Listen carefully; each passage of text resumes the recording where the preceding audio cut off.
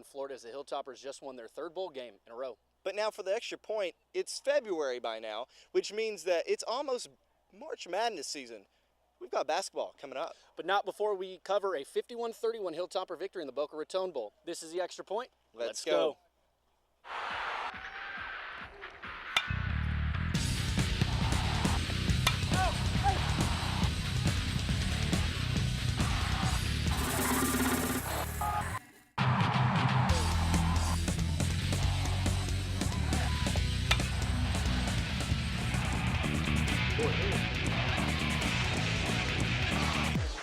Extra Point.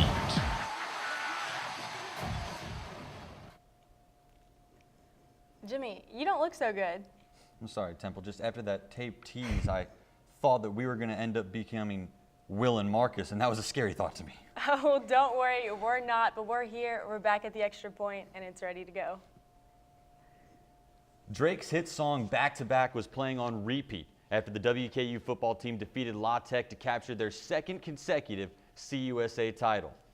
WKU had revenge on their minds as they welcomed in the Bulldogs to the Houch, and they got it with a heavy dose of offense. The Tops amassed 656 yards of total offense, 421 through the air and 235 on the ground. Momentum seemed to switch back and forth during that opening quarter, but WKU held on for a 24-17 lead after one. The Tops extended their lead before the half thanks largely to Anthony Ace Wales. The senior tailback ran for 209 yards and 4 touchdowns in his final home game. Mike White finished with 421 yards and 3 touchdowns, 2 of which went to Taywan Taylor. But ultimately, it was Ace Wales and that high-powered offense that gave Coach Brom and Hilltopper Nation something to sing about. We played with an edge, we played with an attitude. Our guys played aggressive all year long, and it was just a lot of fun to find a way to compete and come back and play a team that beat us pretty good, even though the score didn't say so the last time, and do it in a fashion where it was on our terms. It's a huge accomplishment, obviously, not just for us, but for the university. And we're real proud to be a part of that. This program came a long way. Kyle, our SID, was telling me back when I committed, we had just broke the 29 game losing streak, had one 7-win season, and just for all the seniors to commit to something like that is, unbelievable. Since that CUSA championship game, the Brom era at WKU has come to an end. The 2-time CUSA championship winning coach left the program to become the head coach at Purdue for a salary that could exceed $4.8 million. Brom became the first coach in school history to win 20 games in his first 2 seasons on the Hill. He also led the Hilltoppers to their first national ranking in school history, first FBS conference championship, and their first bowl win in school history. But I think ultimately he just got an offer and an opportunity that he just felt for his family he could not turn down. And, as the athletic director, I hate it to lose him as our head coach. As a friend, I hate it because I truly enjoyed working with him every step of the way. But I completely understand it, and I respect it, and I wish him all the best. It was a long trip down to Boca Raton filled with food, sun, and oh yeah, a 3rd straight bowl game title for the Tops. Reporters Marcus Browning and Will Puckett have more from down south. Welcome inside FAU Stadium for the Boca Raton Bowl edition for the Extra Points 2-minute drill. I'm Marcus Browning here with Will Puckett. And Will, a lot of football, a lot of points rather, was put on the board tonight by the WKU offense and a lot of emotions in the postgame presser. What do you expect from this Hilltopper offense? And a lot of questions going into tonight's bowl game with Jeff Brom leaving for the Purdue job, but the Hilltoppers, they did not miss a beat in an incredible game by the offense, and especially Ace Wales and that offensive line. Ace Wales sure didn't miss a beat, racked up a lot of yards, a lot of points this evening. Our offense was just unbelievable, and I can't thank the offensive coaches and the offensive players enough for them just battling through for 4 quarters. I love it. Man, a machine that can't be stopped. It's great when you can go out there and you can throw the ball deep or you can hand it off and go for 50. I mean, it's no better feeling than that. And our front line, them guys is tremendous. Like, each and every week it's been them kicking butt on that line. And without them, none of us receivers, running backs, like, we wouldn't be able to do what we do. I told you from the day that Coach Holt named me the play caller what the game plan was going to be. Sometimes we as coaches make it a little harder than it really is. And we handed the ball off to number 20, and we threw it to 15 and number 2. You know, and there wasn't a whole lot more to it. Now, Marcus, one person that we have to talk about is Nick Holt. He said these past 12 days / 2 weeks have been the happiest weeks of his life, and especially as a football coach. He said also, as the team was hoisting him up there at the very end for the celebration, he said he loved WKU football and he loves the Hilltoppers. But for this edition of Extra Points 2-minute drill from FAU Stadium, he's Will Puckett. I'm Marcus Browning. Back to you. Marcus and Will, thank you. WKU is welcoming a new and fairly young face to the Hill. 34-year-old Mike Sanford Jr. is the youngest coach in the FBS. The former Boise State quarterback comes to Bowling Green after serving just 2 seasons as offensive coordinator at Notre Dame. Coach Sanford will be accompanied on the sidelines by a familiar face and former Indiana State head coach Mike Sanford Sr. The elder Sanford has been coaching since 1977 and is the newly named running back coach and special teams coordinator. And number one, every player that comes to Western Kentucky that matriculates into this fine institution, we want to graduate. Number two, we want to serve this community of Bowling Green and the surrounding community relentlessly. Thirdly, we want to win the Conference USA championship game. Fourth, something that's happened before here at Western Kentucky, but on a yearly basis, we'll have an opportunity to play a Power 5 conference team. And our goal is to defeat a Power 5 conference team each and every year that we play. And lastly, we want to win a New Year's 6 bowl game here at Western Kentucky University. I believe that's possible. I believe that that can happen. I believe that we're going to work toward that goal. Those are some lofty goals for head coach Mike Sanford, but coming into this position, his first head coaching job in his career, he had a very short amount of time to put together a recruiting class, and I think he did pretty well this season, Temple. No, I definitely agree with that. He has 23 signees as of right now, and 8 or 9 of them are from the state of Georgia, correct? Correct. Georgia is a state that WKU hasn't recruited well over the past number of seasons, but thanks to head coach Mike Sanford and his connections in Georgia, and one of the other coaches, Jimmy Lindsey, they were able to pull 9 Georgia players up to the Hill this season, and some really exciting players will be coming from the state of Georgia. And I heard one of them's pretty competitive, something about a ping pong game going on. Davis Shanley is the one you're thinking of. He's the quarterback that was brought into this class. Very competitive. He's looking to be a very good addition to an already stacked quarterback lineup. All right, well, we'll just have to wait and see. Now, no amount of drones, gaga, or suspension talk could overshadow one of the greatest comebacks in Super Bowl history. We relive the hype surrounding Super Bowl 51 later tonight. And now that football is finally over, it's all eyes on the hardwood. Rick Stansberry and Michelle Clark-Hurd are making one final push before Birmingham. Me llamo Ramses Estrado. Mi nombre es Salvador Santos. Me llamo Raquel Mendoza y esta es mi vida. Trabajo alrededor de 9 a 10 horas diarias. Yo a veces tengo que ayudarle a mi mamá. Los niños tienen que ir a la escuela, nosotros tenemos que ir al trabajo.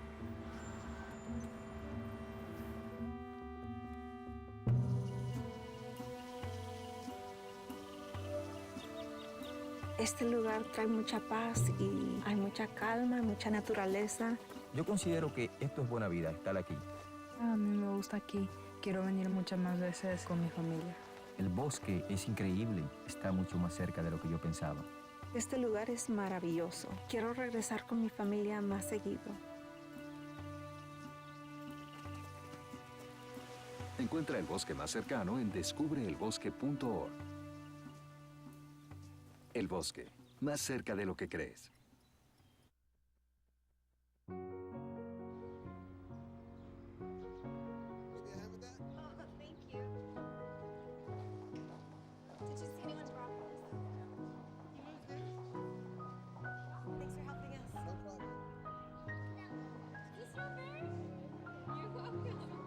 We'd do anything for kids.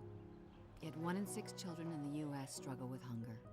Help end childhood hunger near you. Learn how at feedingamerica.org. They told me a bottle couldn't dream. That I would never become a superhero.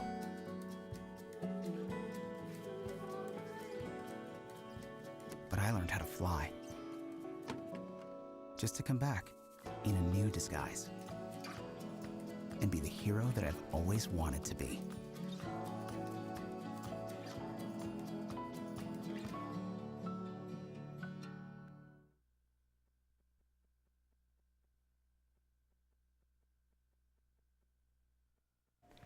Now, school might not have been in session, but WKU's basketball team was still putting work in on the Hill. Coach Stansberry and the boys racked up over 6 wins on winter break, 2 of which came from down south against conference opponent FAU and FIU. Now, despite the conference wins, the Tops haven't had the best of luck on the road as they are currently 4 of 10 for away games. One of the losses came from St. Mary's, who have visited the NCAA tournament 5 times since 2005. Athletic Director Todd Stewart credited Stansberry for pursuing the road match rather than settling for a non-Division I opponent at home. Coach states that he isn't afraid of traveling because championships are played on the road. Louisiana Tech sent the Tops packing with a score of 76-67. La Tech started out hot with 19 of their first half points coming from Jacoby Boykin. Boykin returned to the hardwood following a 1-game suspension and caught fire, shooting 10 of 15 with 5 3-pointers. Now, WKU's Justin Johnson fired back with 23 of his own and 8 rebounds, clinching his 3rd straight double-double and 8th of the season. Junior Lumumba also added 14 points for the Tops. A Conference USA matchup ended with the Tops cruising to a 64-47 win over Southern Miss. The Tops started out hot, ending the first half with a 17-point lead and maintained double-digit dominance the rest of the game. Pancake Thomas finished with a game high of 18 points, while teammates Justin Johnson and Q Johnson added a combined 23 points to the board. The Tops are now 6-5 in conference play. Another CUSA matchup is set to take place on the Hill this Saturday when the Tops take on the Thundering Herd of Marshall. Both teams are currently 6-5 in the conference, with Marshall just 1 spot above WKU in the CUSA standings. During the team's last meeting back in January, the Tops suffered a tough loss on the road, but Coach Stansberry and his players are ready to hit the hardwood running. When you've got, we got 11 games under our belt, this time of year, that grind with our depth, that rest is important. So if I'm correct, we got 7 games left. After Saturday's 6 games, so I think it came at a good time. Season after season, one thing stays the same. The Lady Toppers win, and win a lot. This season is no different. The Lady Tops are 17-6 overall and tied with Charlotte for first in Conference USA with a 9-2 mark. The Lady Toppers have won 8 out of their last 10 games. A 4-point loss at Charlotte and a 3-point loss at UTSA are the only blemishes for WKU over that time. The Lady Toppers have 3 players with over 300 points this season. Kendall Noble, Tasia Brown, and Ivy Brown are all averaging above 13 points a game for the ladies. Noble is having yet another spectacular season for WKU. The preseason all-conference player leads the team in points, assists, steals, and rebounds. The Lady Tops continued to roll this past week against the Lady Bulldogs from La Tech. La Tech jumped out to an early lead at the end of the first quarter, but the Lady Tops responded before half. WKU outscored the Lady Bulldogs 16-7 in the second quarter en route to a 67-58 win. Tasia Brown led the Lady Tops with 19 points. Kendall Noble and Micah Jones combined for 13 assists, and Ivy Brown brought down 8 rebounds in the win. Game situations, you have to adjust and you have to be ready to do whatever it takes to win. Proud of our team for doing that today. The Lady Toppers rounded out the 2-game homestand against the Golden Eagles from Southern Miss. Our very own Karen Eisert was courtside for the game. A conference matchup between Western Kentucky and Southern Mississippi. Both teams coming off a win, and Southern Miss coming off a 3-game winning streak. But that was stopped in EA Diddle Arena as Western Kentucky came out with the dub. Full court pressure from both sides of the court, but Western Kentucky had that edge. They were trapping girls left and right in the corner and getting some easy steals. Now, Coach spoke the last time about this team that their energy was low, and so high energy was expected for this game. And Western Kentucky came out with that high energy. This was one of the best games that we played defensively. Just our energy, our focus.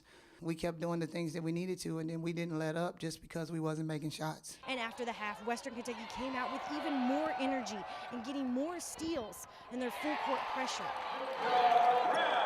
And what really sealed the deal for this team was the 16-0 run they went on in the third quarter. And with transition shots, they were able to get easy buckets underneath the basket and push the ball down the court. And the key components of this game that this team had to take away was their defensive skills. Coach Collins always talks about, like, if you're going to press, you got to do it well, and if you want to play fast, you're going to have to press. So it's a lot more fun, you know, getting your hands on steals and getting in the passing lane. And with a final score of 79-53, Western Kentucky moves up to 9-2 in Conference USA standings. From Diddle Arena, Karen Iser, the Extra Point. Now, earlier this week, WKU baseball and softball hosted their annual media day. We'll have full coverage of that, a look forward to the upcoming season, and the softball opener, all of it next week on the Extra Point. And now that the Super Bowl is over, NFL scouts begin to ramp up their 2017 NFL draft. But what Hilltoppers are in? Also, we've got more basketball coming up after the break. We'll take a look at the high school season and how it's shaking out as we head towards the district tournament. Listen, I realize that I'm not perfect, but it all really started to change because you judge me for having a problem. No one is going to know that I need help. I need help. I know that no one is going to judge me for having a problem. I realize that I'm not perfect, but it all really started to change because you listen.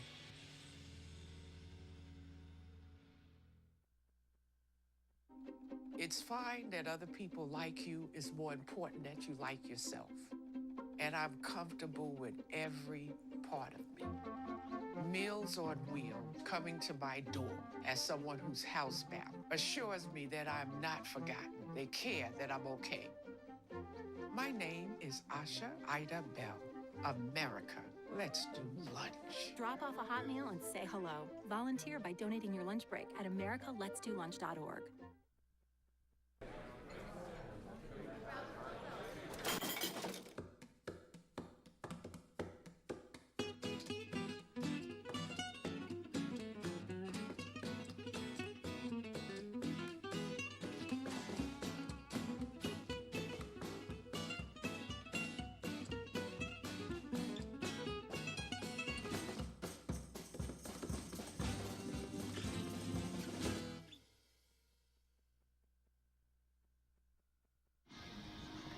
The Greenwood Gators traveled to South Warren last Friday night for the first game back for Dawson Crump after a calf injury sidelined him for 2 games.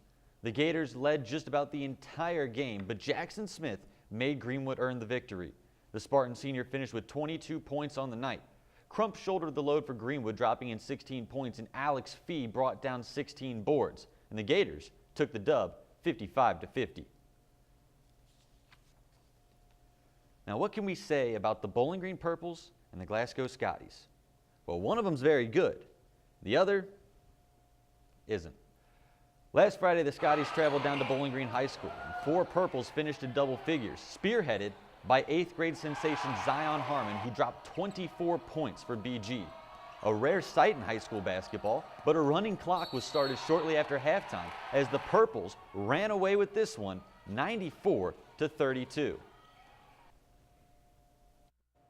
And for the second time in just 4 days, Warren East and Warren Central met up, this time at the home of the Raiders. In the team's first matchup, Warren Central won at home with a score of 63-55. The 3-day break wasn't enough for East to get their head in the game as they were defeated for the second time in 1 week. The Dragons ended the night with an easy 62-47 win. And it was a back and forth battle of the bluegrass between the Purples and the Gators earlier this week. Greenwood started off hot with an early 7-point lead before Bowling Green made a run to go up by 2 at the half. The Gators rallied in the fourth to send the game into overtime, but were unable to stop BG's Terry Taylor, who put up 27 points on the night, and 8th grader Zion Harmon, who added 18. The game ended in a 79-71 victory for the Purples, who clinched their 16th consecutive win of the season. Now, this Greenwood senior made headlines by clinching a quadruple double against Clinton County earlier this season. Extra Point's Katie Cook is giving us an inside look at what Alex Fee has been up to on the court.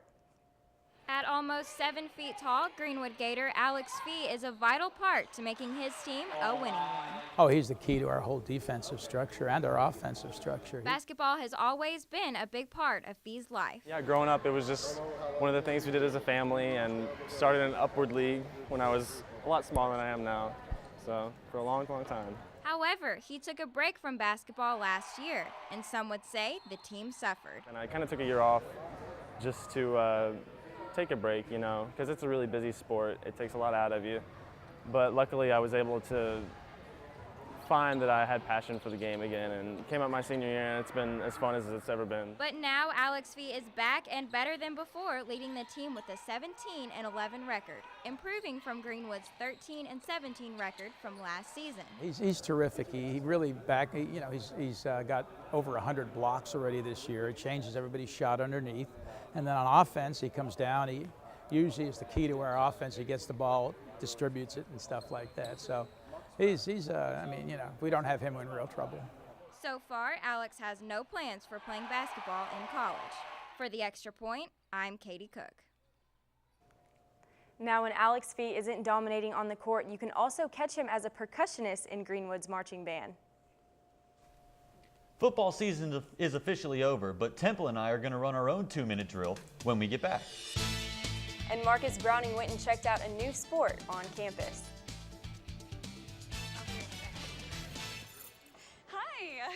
You think you're probably sober? Yeah. But you're thinking about taking the back roads home, just in case. If you're probably sober, then why would you do that?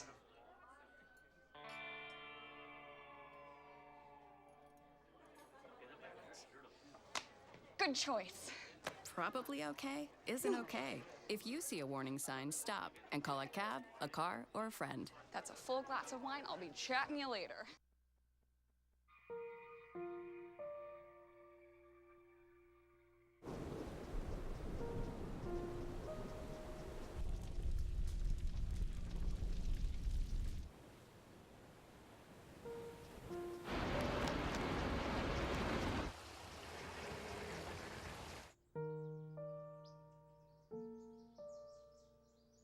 Don't wait. Communicate. Make your emergency plan today.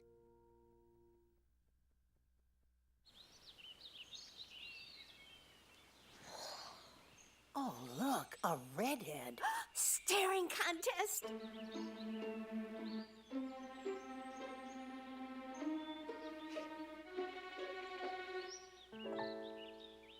You still got it. I know. Come alive with the forest. The dad was cute.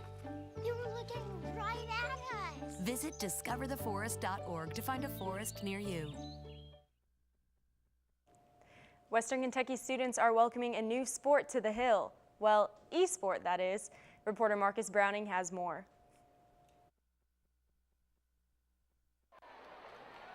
When you think of collegiate sports, things like football and basketball probably come to mind. But here lately, there's been a new team on WKU's campus representing the Hilltoppers, and that's esports. Basically, collegiate esports is just competitive video game playing, I guess. That's the easiest and most simplified way to describe it. While it might sound simple, esports are quite the opposite. In the sense of the word competition, it's not really any different from a traditional sport. Obviously in the playing field it's a little bit different because they're sitting behind a computer, so the physical effect on them is not as much, but the mental strain is definitely still there, if not maybe more than in some traditional sports. Western Kentucky's collegiate team got its start last fall, and even though it's still in its infancy, those involved think the program has a lot of promise. Well, esports, it's an opportunity for us to do something that's kind of on the front edge of a trend. And esports is a recruiting tool. I mean, there's lots of interest in esports around the world. This organization here at Western Kentucky is in its infancy, and so we've been really proud with the way that the players have really grown together as a team and how well they've improved. And it's, for a different group, it's basically their version of football, or how they would be included in the campus, how they could be an athlete and represent WKU. Reporting for the Extra Point, I'm Marcus Browning. The esports team competed in their third match of the season last weekend against Murray State. And despite taking round one, the Hilltoppers ended up falling to the Racers after dropping the final 2 rounds for the best-of-3 match. The NFL draft is still a couple months away, but 2 Hilltoppers look to impress at this year's Senior Bowl. Offensive tackle Forrest Lamp is getting major looks from NFL teams and is currently projected to go 35th in the NFL Draft according to CBS.com. Taywan Taylor also competed in the workouts and in the game down at the Senior Bowl. Taywan caught one pass for 14 yards during that game, drawing interest from teams like Oakland and Tampa Bay. The NFL Draft begins Thursday, April 7th. WKU alum Courtney Lee is making the most of his time after moving from Memphis to New York in the offseason. Lee has solidified his spot on the Knicks roster alongside Carmelo Anthony and Derrick Rose, averaging 12.5 points a game over his last 10 games. Courtney Lee played for the Hilltoppers from 2004 to 2008, where he led the WKU team to a Sweet 16 run during his senior campaign. Lee is one of 10 basketball players to have their jersey retired at WKU. Amidst a season full of controversy and an absolutely terrible first 30 minutes, the New England Patriots completed a comeback for the record books to capture the franchise's 5th Super Bowl trophy. Reed Binion reports. Patriots win the Super Bowl! The New England Patriots becoming Super Bowl champions for the 5th time, beating the Atlanta Falcons 34-28. The roller coaster showdown was a game of firsts. Tom Brady becoming the first quarterback to win 5 Super Bowl titles. We're bringing this sucker home! Tom Brady! And the big game itself, the first ever to require overtime.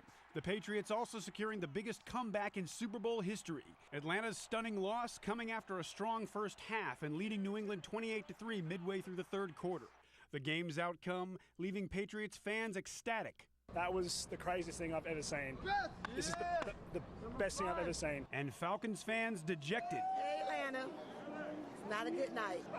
Brutal, man. It's brutal. I'm sad. Really sad. But the game was about much more than just the comebacks, tackles, and touchdowns. Halftime was a high-flying musical blowout featuring Lady Gaga. And the spectators were joined by VIP guests, including former President and First Lady George H.W. and Barbara Bush. Bush carrying out the official coin toss. And after the game, reaction from President Donald Trump. Trump writing on Twitter, "What an amazing comeback and win by the Patriots. Tom Brady, Bob Kraft, and Coach B are all total winners. Wow." I'm Reed Binion reporting.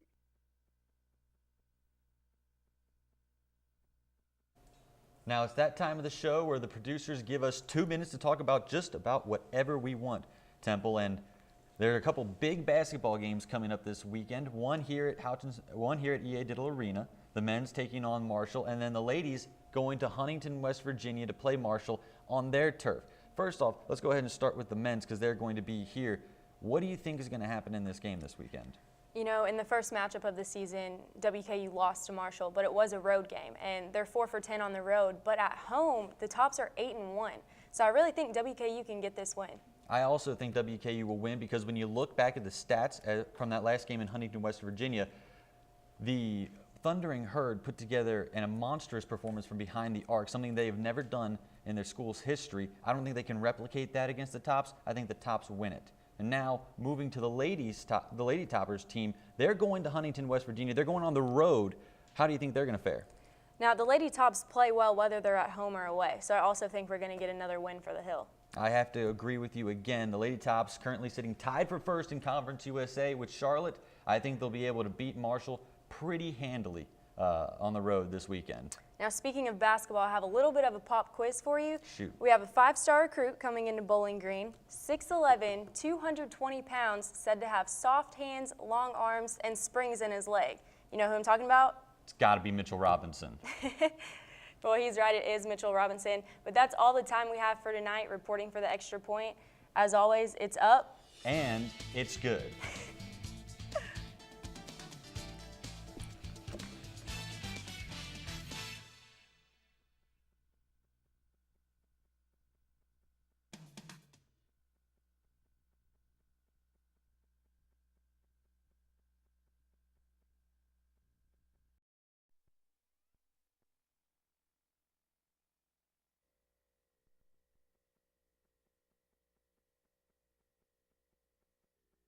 Tonight on the Extra Point, 2 WKU Hilltoppers have been invited to the NFL Combine. Find out who. Also, last week we promised you full baseball and softball coverage, and we keep our word here at the Extra Point. And finally, it's Hate Week here on the Hill.